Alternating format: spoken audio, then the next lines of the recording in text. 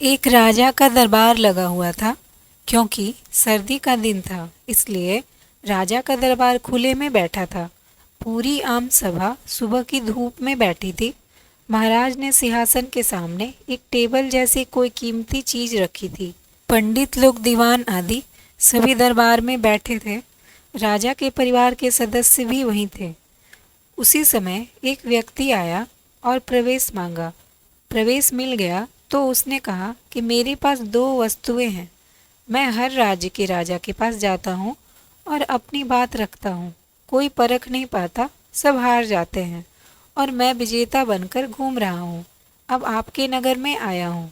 राजा ने बुलाया और कहा, क्या बात है? तो उसने दोनों वस्तुएं टेबल पर रख दी।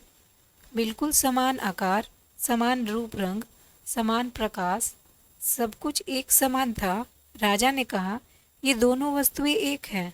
तो उस व्यक्ति ने कहा कि हाँ, दिखाई तो एक सी देती है, लेकिन भिन्न। इनमें से एक है बहुत कीमती हीरा और एक है कांच का टुकड़ा, लेकिन रूप रंग सब एक है। तो कोई आज तक परख नहीं पाया कि कौन सा हीरा है और कौन सा कांच।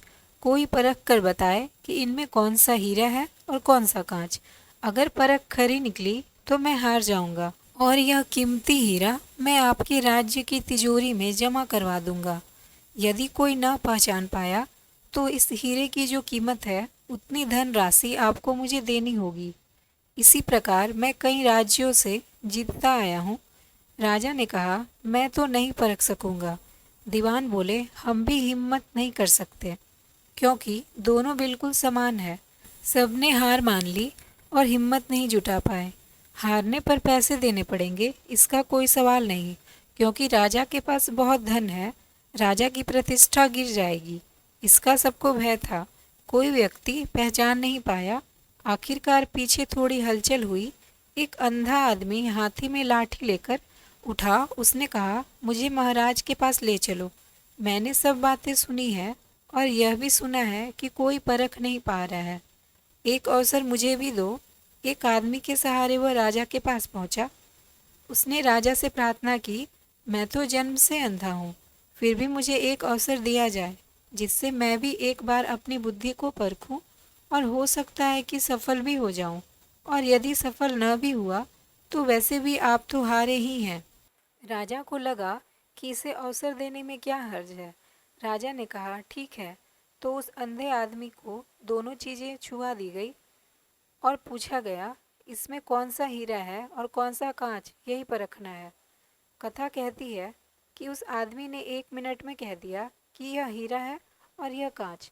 जो आदमी इतने राज्यों को जीत कर आया था वह नतमस्तक हो गया और बोला कि सही है, आपने पहचान लिया, धन्य हो आप।